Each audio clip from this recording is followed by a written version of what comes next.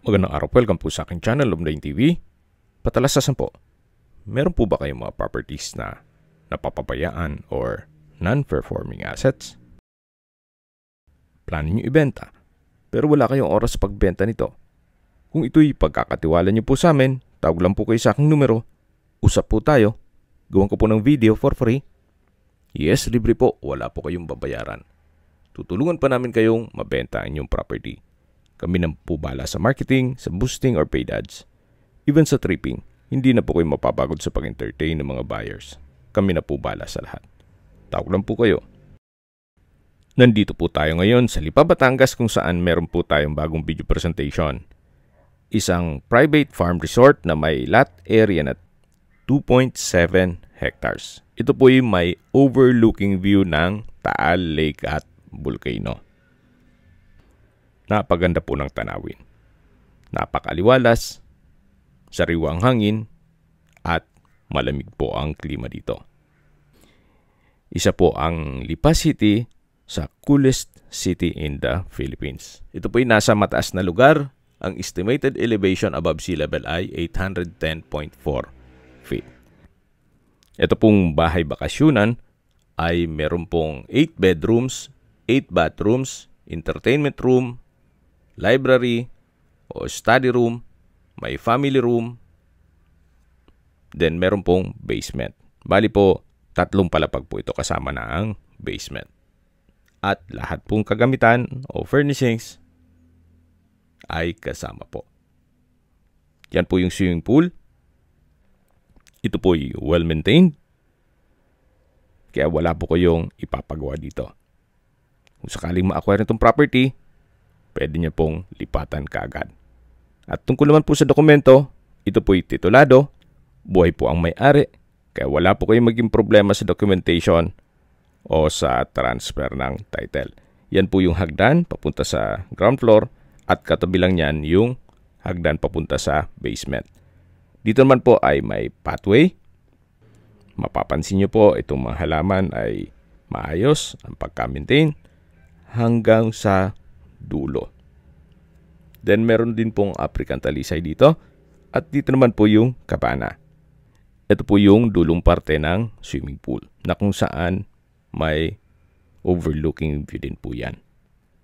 May 2 dolphin outdoor fountain at kahit po hindi nila ganong ginagamit tong swimming pool ay well-maintained pa rin. So yan po ang tanawin, pati po Tagaytay, matatanaw dito. At ibang parte ng Batangas. Actually, meron din po itong Mount Makulot view. So, napakaaliwalas po. Napaganda ng tanawin. So, mula naman po dito, lipat po tayo dito sa may kabana. Hanggang dito po ay may concrete pathway at maayos po ang landscape.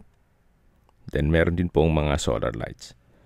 So, dito po sa baba ay parte pa yan ng 2.7 hectares. Ganun po kalawak itong property. At marami din pong mga fruit-bearing trees. Na yung iba po, si owner na ang nagtanim. May 100 makapuno trees, may 150 lansones, at 20 na mangga. At may iba pa pong mga fruit-bearing trees sa palibot ito. So ito po yung kabana na kung saan meron pong center table. Then mula po dito, matatanaw nyo naman yung kapaligiran. Then sa baba po may mga pathway din kung sakaling gusto nyo umikot. At mula po dito, matatanaw nyo ulit yung swimming pool at yung overlooking view. Napakaganda po, napakaaliwalas. Pasensya na po kayong paulit-ulit ako. Gawa ng mapapawaw po kayo dito sa property to. So, ito naman po yung shower area. Then, ito pong wall ay naka-brickstone design. Then, may mga customized aluminum glass window. At yan naman po yung balkonahe o terrace na naka-stainless na railing. So, itunghayin nyo po ulit. Itong poolside. Si owner na rin po ang nag-set up at nagdisenyo ng landscape. Hanggang dito po yung disenyo ng brickstone design na wall. Then, customize din po ang windows. May concrete pathways din po at meron pong metal railing hanggang dito sa may patio. Mapapansin nyo po, kada halaman ay maayos po ang pagka-trim. Napakalinis po. So, dito naman ay may dalawang steps papunta sa patio at tunghayin nyo po ulit itong side view nitong bahay na meron pong glass walls and windows. Then sa second floor ay may balkonahe. Ito po'y owner's built, kaya hindi po tinipid ni owner. Quality po ang pagkagawa. Okay, po tayo dito. Then, dito naman po ay may concrete pathways. Yan yung papunta sa kitchen part ng bahay. At dito po muna tayo sa patio. Dito po ay may shade na kung saan may tables and chairs. Pwede kayong mag-breakfast dyan. Then, dito naman ay meron pong pugon. Yan po yung patio na kung saan maayos din po siya. Wala po kayong ipapagawa dyan. Okay, check po natin. So, dito naman po ay may kitchen countertop, stainless sink with faucet, then meron pong kitchen cabinet at storage ng kitchen utensils. Ito naman po yung pugon. Then, dito po ay may hagdan papunta naman dito sa lower part ng property. Dito po ay punong-puno rin ng fruit bearing tree sa side na to. May santol, may mangga, saging, at marami pa pong iba. So mula po dito sa may patio, lipat na po tayo dito sa kabilang parte ng bahay na kung saan matatanaw natin yung daan papuntang basement at yan po yung hagdan papunta sa kusina at dining area. Dito naman po ay may daan papunta sa mga garden plot. Kung gusto nyo magtanim ng mga gulay o kahit anong halaman, nakaset up na po yan. So, pagkagising nyo sa umaga, pwede kayong umikot dito para ma-check nyo yung inyong mga tanim. Exercise na rin po. Yung umikot kayo dito at sa buong bahay o dito sa paligid, makailang steps kayo, malaking bagay na rin po yan. Kaysa po yung nakaupo lang kayo. So, meron pong kalachuchi mula dito hanggang sa dulo. Then, meron din pong trellis dun sa gitna na pwede nyo pong lagyan ng mga halaman din hanggang dito po. Hindi na po natin may ikutan lahat ng 2.7 hectares at magna 9 minutes na tong video, hindi pa rin tayo makapasok sa bahay. So, hanggang dito po muna tayo. Siguro upon tripping, pwede naman nating ikutan niya lahat. At akyat po tayo dito sa steel na stairs na kung saan yan po ulit yung patio, then yung shade, sa dulo yung swimming pool, at ito naman po yung tunghay nyo po ulit itong side view nitong bahay bago natin i-check yung facade. Then yung driveway. Ito pong handrail at railing ay stainless. Kaya hindi po talaga nila tinipid. So ito po yung facade na kung saan meron pong mga glass windows. Then may balkonahe. Then brickstone design. Itong wall. Meron pong wall lamp. At may ornamental plants. So, dito naman po yung driveway. At yun naman ang main gate. Bali po dalawa ang gate nito. meron pong another gate dun sa lower side nitong property. May palm tree, then mga ornamental plants, at dito naman po ay may playground, at yan pong metal frame ay tent po yan. Tinanggal lang yung trapal. Pag may okasyon po silang magpamilya, yan po ang ginagamit nila. So, dito po sa side na to, napaganda po kung sakaling meron pong mga okasyon o garden wedding. Then, ito po yung pathway na meron pong mga solar lamps, mga ornamental plants. So, meron pong bridge dito na naka-stainless handrail and railing papunta sa kabana. Yan po yung kabana. Then, matatanong natin yung perimeter fence. At dito naman po yung mga water fountain. Sa ngayon, wala po siyang tubig. Pero working naman po yan. Mula po dyan hanggang dito sa kabilang side. So, yan po yung tinutukoy ko na tent kung may mga okasyon. Then, hanggang dito po yung water fountain. Sa likod po nitong perimeter fence ay barangay road na po yan. Yan po, tunghayin nyo po. Mula po dito sa kabana, ito po ang magiging view. Then, bababa na po tayo para check natin yung ibang parte nitong property. So, ito po yung driveway. At yan po yung main gate na may pedestrian gate. Sa laki po nitong property, umabot na po tayo ng 12 minutes and 25 seconds bago ma-present ko sa inyo itong bahay. Pero may nakaligtaan pa po ako. Mayroon pa pong kabilang side to. Bago tayo pumasok dun sa main door, pakita ko muna sa inyo dito sa kabilang side ng bahay na kung saan meron din pong ilang steps ng hagdan. Ito po yung tinutukoy ko na pagkagising nyo, pwede po kayo mag-walking dito. May mga concrete pathways naman yan. Paikot po ditong property.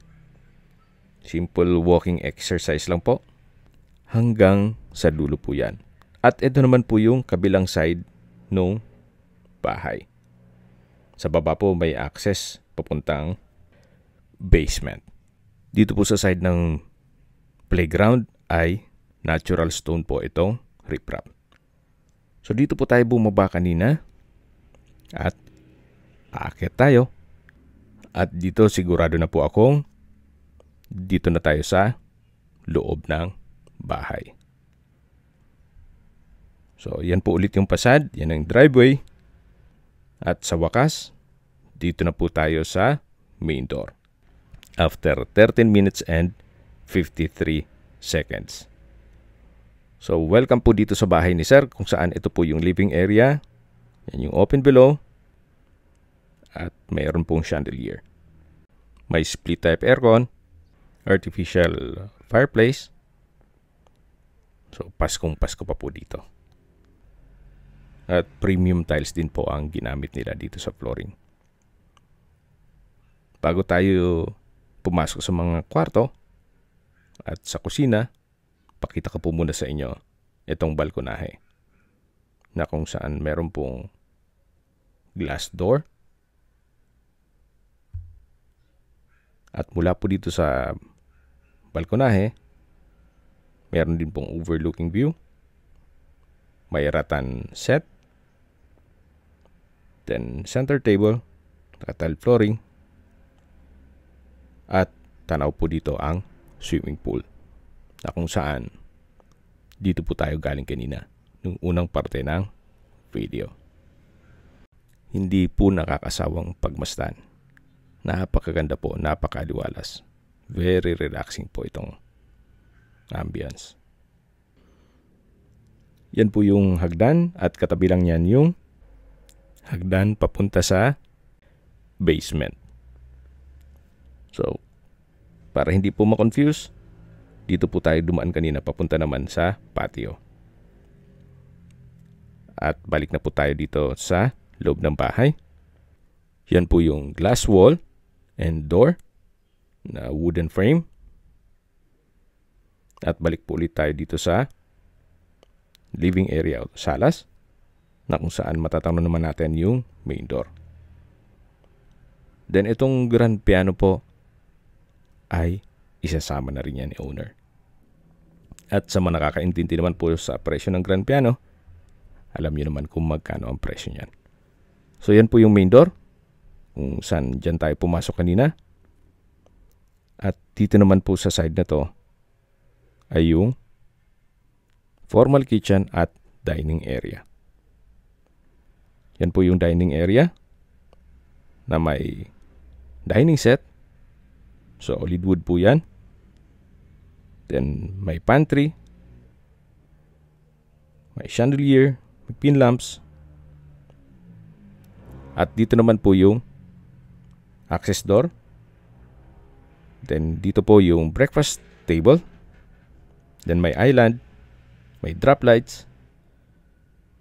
At sa dulo po yung formal kitchen na may kitchen countertop, modular kitchen cabinet and drawers. Then may refrigerator, may wine rack. Yan po ulit yung breakfast table. Then yung island at yung formal kitchen na may built-in oven, then microwave. Ito naman po yung storage ng kitchen utensils na meron pong modular kitchen cabinet and drawer. Then may glass window with blinds. So, lahat pong parte nitong bahay ay organized. Napaganda po ng floor plan. Yan po, tunghayin nyo po ulit. Meron po itong customized kitchen window. Then double stainless sink. At ito po yung tinutukoy ko na built-in na microwave at oven. Kung mahilig po kayo mag-bake, then meron pong glass walls. At mula po dyan, matatanaw nyo yung patio. So, dito po ay may glass door. At paglabas nyo po, matatanaw nyo yung shade, then yung patio. Yan po yung papunta sa mga garden plot. At yung way papunta sa harapan ng bahay. Dito naman po sa kabilang side ay yung papunta sa swimming pool. Na kung saan, naikutan natin kanina. So, balik po ulit tayo dito sa loob. Yan po yung glass door with wooden frame. Ito po yung formal kitchen na may breakfast nook at island. Then sa dulo yung storage ng kitchen utensils. At dito naman po yung dining area. At lipat na po tayo dito. So, matatanaw natin yung main door. Ito po yung hagdan. Mamaya po, akyat tayo dyan. Then, dito naman po yung living area o salas na naipresent ko na sa inyo. Yan po yung main door. At dito na po muna tayo sa powder room na kung saan ito yung naka-solid wood door. Check po natin. So, may urinal, may floating cabinet with hand wash basin and vanity mirror. May water closet with bidet, naka-tile bathroom wall, may exhaust fan, then bathroom window with blinds, at malaki naman po ang espasyo niyan. So, dito naman po sa kabilang side ay pwede nyo pong gawing office. Sa dulo po ay may access door na papunta yan dun sa kabilang side ng bahay. Yung kabilang side na tinutukoy ko na pwede po kayo mag-walking na may pathway. So, mayroon pong display table and drawer. At labas na po tayo. Yan po ulit yung living area. Katabi lang po nitong office ay yung entertainment room o music room. Naka-solid wood door din po ito. Then, kung gusto mag-video, okay, pwede po kayo dito. Naka-set up na po yan. Then, meron din pong split type aircon. Glass window with blinds. Sofa set with center table. Then, meron na rin pong TV at amplifier. Sa dulo po ay may console table. So, ito po yung music room or entertainment room. At yan po yung office. Labas po ulit tayo dito. Ito po yung powder room. At yan po ulit yung hagdan. Then sa dulo po yung glass door na papunta sa balkonahe. At dito naman po yung isang kwarto na kung saan pwede po itong maging guest room. Or kung sakali man po na meron kayong PWD or senior citizen sa pamilya, itong kwarto na to ang para sa kanila. May dalawang bed frame and mattress, customized glass windows. Meron na rin po itong split type aircon. May lampshade. Then napakalaki po ng espasyo nito. Meron din po itong sariling toilet and bath na kung saan may walk-in closet. Then vanity mirror. At check po natin itong banyo. Maayos naman po ang toilet fixtures. May hand wash basin, stainless towel holder, water closet with bidet, shower enclosure, vanity mirror, bathroom cabinet and drawer, at ito'y naka-tile bathroom wall.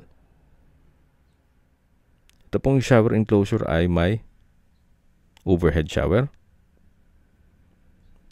then glass rack. Maganda rin po itong disenyo ng tile bathroom wall. So yan po yung walk-in closet. At ito naman po yung bedroom. Labas po tayo. Paglabas po dito, yan na yung living area o salas. At matatanaw natin yung piano o grand piano, then yung main door, at ito na po yung hagdan na kung saan ito yung naka wooden staircase, wooden handrail at metal railing. Samahan niyo po ako, akyat po tayo. So pagdating naman po dito sa taas, ang unang i-check po natin ay yung family room na naka-glass walls and door na wooden frame, the same design dun sa baba. So ito po yung family area na meron din pong split type aircon, may TV, sofa set, center table, may rocking chair, exercise equipment, then meron pong sliding glass door na access papunta naman dito sa maliit na balkonahe na kung saan ito yung naka-stainless handrail and railing. At mula po dito, napaganda po din ang tanawin. Napakaaliwalas po ng kapaligiran. Kaya sarap pagmasdan. So, yan po yung swimming pool. Then sa dulo yung maliit na kabana. At balik na po tayo dito sa loob. Yan po yung glass walls and door. Then meron pong coffee set. At balik po ulit tayo dito sa family area. So may mga blinds po yan, itong glass wall. Ito po yung glass door with wooden frame. Ito naman po yung chandelier. Then may painting sa ceiling. At dito naman po yung open below. Then yung sala at yung main door. Lipat na po tayo dito sa unang kwarto. Dito sa second floor. So sa spasyo, sakto lang. Malaki na rin po siya. May bed frame and mattress, may study table, may split type aircon. Halos same design lang po dun sa isang kwarto. May walk-in closet. Sa dulo naman may vanity mirror, drawer and dresser. At dito naman po yung toilet and bath na may water closet with bidet, tissue holder, shower enclosure, stainless towel rack, bathroom countertop with hand wash basin and bathroom cabinet. Meron din pong vanity mirror. Ito po yung shower enclosure na may overhead shower. Then maganda rin po ang disenyo nitong tile bathroom wall. From floor to ceiling po yan.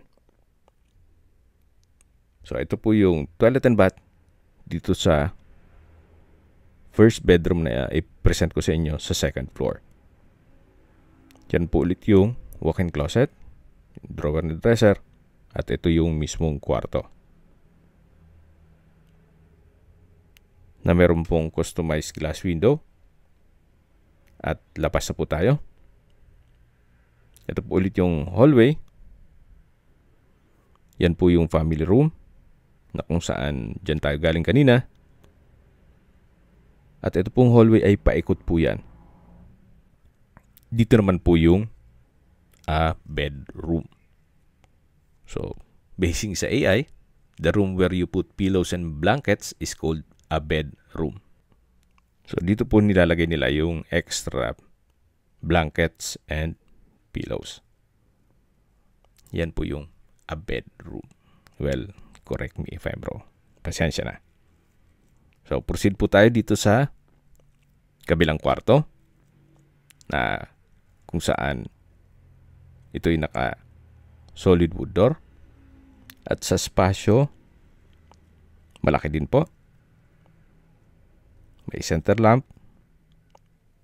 may bed frame and mattress, may wooden rack and drawer, then may sariling toilet and bath, then walk-in closet. Then sa dulo may drawer and dresser at vanity mirror. Ito po yung toilet and bath. Halos same design lang po ang mga bathroom door. May water closet with bidet, tile bathroom wall, may bathroom countertop with hand wash basin, then bathroom cabinet. Meron din po itong shower enclosure with overhead shower. Then from floor to ceiling din po ang tile bathroom wall. May stainless towel rack din po. Labas na po tayo dito sa banyo. Yan yung walk-in closet at ito yung mismong kwarto. Paglabas po natin, yan ulit yung hallway at sa dulo yung kwarto na naipresent ko. Katabi lang po nun yung family room. Dito naman po ay may another sliding glass door and wall na naka-wooden frame kung saan ito po yung library o study room na pwede nyo rin pong i-convert for another room kung malaking pamilya po kayo. Meron din pong split type aircon, then 2-seater sofa set with center table, then may mga wooden rack at may access dito sa balkonahe. Ito po yung harapan ng bahay. At mula po dito, matatanaw natin yung tent frame, then yung playground, then yung kabane sa gitna. Dito naman sa kabilang side ay yung garden plot na katabi lang nung patio. So, dito po yung balkonahe sa harapan ng bahay. Balik po ulit tayo dito sa loob. Yan po yung bookshelves, then study table. At dito naman sa kabila ay may bookshelves din po. Okay. Labas na po tayo dito sa study room o library. Yan po ulit yung open below. Then yung chandelier. At sa dulo yung family room. Yan po yung hagdan. At dito naman sa baba yung living area o salas. At lipat na po tayo dito sa master bedroom. So dito po ulit tayo sa hallway. At ito na po yung master bedroom na kung saan ito yung naka-solid wood door at sobrang laki po ng spasyo nito. Meron din pong TV, sofa set, center table. Then ito po yung bed frame and mattress na meron pong drawer at wooden rack. Then sa dulo po ay may customized glass window.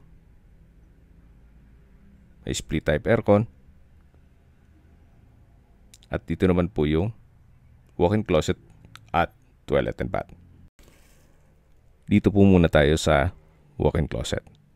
Kung sakali man na meron kayong mga collection na bags, may lagayan na kayo. May drawer and dresser na rin po.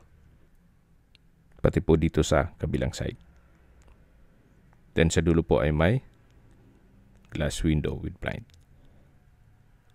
Ito naman po yung banyo na kung saan may bathtub, may couple bathroom countertop.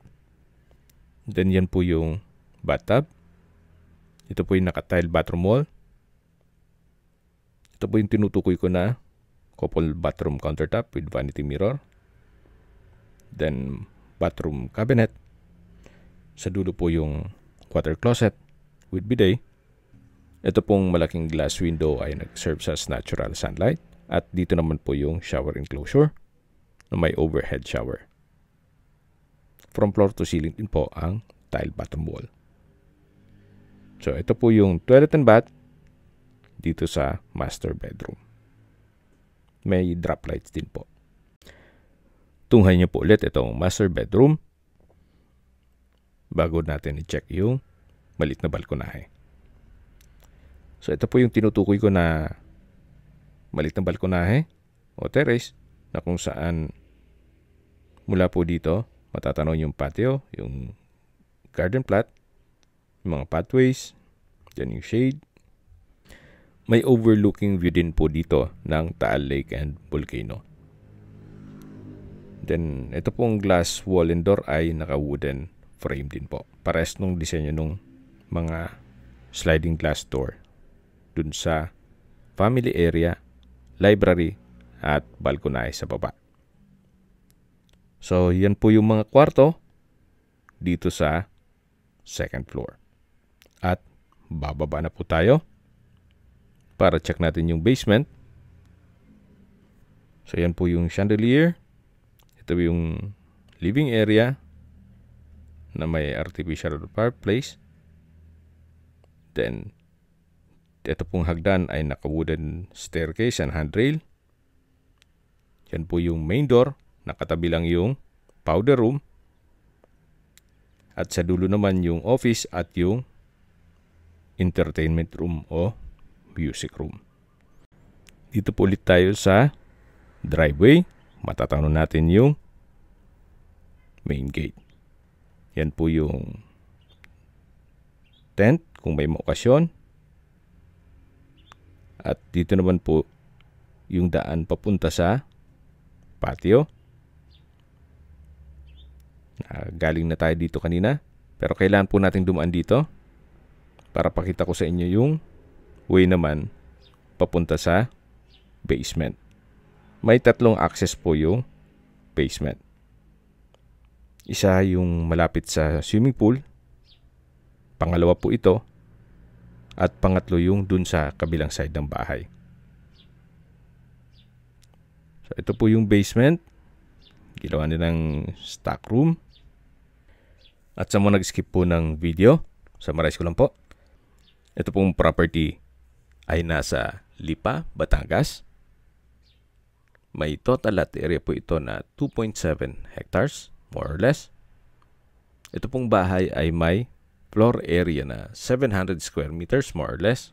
Meron po itong 8 bedrooms, 8 bathrooms, entertainment room, family room, library or study room, fully furnished, may swimming pool, at punong-puno po ng fruit-bearing trees.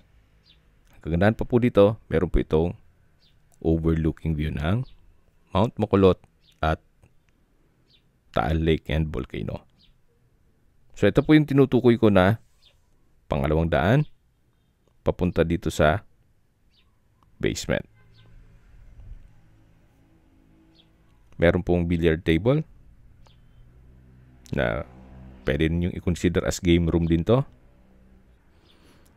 Then sa dulo ay may sofa set. At dito naman po sa kabilang side ay yung bar counter. So, sa dulo ay meron pong wine rack. Then may high chair. Then meron din pong countertop. At modular cabinet. Actually, parang man cave po ito. Iwan ng kompleto rin po. May banyo at may kwarto. So, mula po dito sa bar counter, yan po yung billiard table. Siyempre, kasama na rin po yan. Dito naman po yung pump room ng swimming pool. So, na-maximize nila yung space. Dito naman po sa kabilang side ay yung toilet and bath na kung saan meron pong bathroom countertop. Malaki na ang espasyo. Naka-tile bathroom wall. Meron pong water closet with bidet. From floor to ceiling po ang tile bathroom wall. Then may tissue holder. At dito naman po yung bathroom countertop na may bathroom cabinet at bathroom window. Dito naman po sa kabilang side ay yung shower enclosure na may overhead shower. At naka-tile bathroom wall din po ito. Ito naman po yung kwarto na kumpleto rin ang kagamitan at may split type aircon na rin. May urinal na rin po. Ito pong basement ay bale, bukod po pala yung access nung stock room dito sa man cave. Actually, pwede po itong gawing guest room. Ito po yung mismong pintuan ng kwarto na pinasok natin kanina. Meron lang din pong access. Yung banyo, parang pwedeng gawing common toilet and bath. At pwede rin gawing na banyo para dito sa kwarto. Okay, labas na po tayo dito. Then dito naman po sa kabilang side ay yung maid's room. Check po natin. Na meron din po itong sariling toilet and bath. May glass window with security grill. At dito naman yung banyo. Na maayos din po ang toilet fixtures. May hand wash basin, water closet with bidet, at shower. So, yan po yung toilet and bath ng maid's room. At dito naman po ay may access. Ito yung tinutukoy ko kanina na kabilang side nung bahay. Yan po. Then ito naman, pag diniretso nyo ito, yan yung stock room na malapit sa patio. So dyan po tayo galing kanina. Itong mga pathway na yan. Okay, sa distance, location at travel time portion na po tayo. Mula po sa Provincial Highway, ang distance is 2 kilometers at ang travel time is 5 minutes. Mula naman po sa Metro San Jose Medical Center o Hospital, ang distance is 6.4 kilometers at ang travel time is 13 minutes. Yan po yung lagi kong binabanggit sa inyo na dapat nyo i-consider sa paghahanap ng property, yung meron pong malapit na hospital. Hindi ko naman po sinasabing sakitin kayo. Yan naman po for emergency purpose lang naman. Mula naman po sa Robinsons Mall, Lipa at De La Salle, University Lipa Campus at Mary Mediatrix Medical Center. Ang distance is 11 kilometers at ang travel time is 27 minutes. Mula naman po sa Jollibee Tambo exit, dyan po tayo mag-exit kung sakaling mag-tripping kayo mula Manila sa Tambo exit. Ang distance is 9.1 kilometers at ang travel time is 23 minutes. Mula naman po sa Manila o sa airport, ang distance is 82 kilometers at ang travel time is 1 hour and 41 minutes. Okay, sa presyo na po tayo. Binibenta po ito ni owner sa halagang 110 million pesos. Kung may mga katanungan po kayo, tawag lang po kayo sa aking numero. At sa mga kababayan naman natin na sa ibang bansa, meron po akong Telegram. Sa mga iPhone user naman, may iMessage. Meron din pong Imo, Skype, Viber at WhatsApp. Same number lang po. 0917-316-3399. Sa mga nagtatanong naman po ng aming Facebook, meron po kaming Facebook page na Nov9TV at Facebook Real Video. Meron din pong TikTok at Instagram. May ibang YouTube channel po kami na The Nov9TV channel, Nov9TV Listings, Nov9TV On The Spot, Nov9TV Updates, at meron po tayong bagong YouTube channel na Nov9TV House Rentals. Diyan naman po, i-feature ko dyan yung mga for rent na properties. Tawag lang po kayo sa aking numero para gawa natin ng video presentation. Sana po naibigyan nyo ang video presentation. Paki-like and subscribe na lang po sa aking channel para ma-update din po kayo sa aking future listings. Kung sakali po hanap nyo mas malaking sukat na lupa, meron din po kami ibang listings na pwede nyong pagpilian. Huwag po kayo mag-atubiling tumawag sa amin, then let us know your budget para malaman namin kung anong property pwede naming i-alok sa inyo. Sa lahat pong viewers, subscriber at nagtiwala po sa amin, salamat po sa suporta. Ingat po kayo lagi at yung pamilya. Maraming salamat po.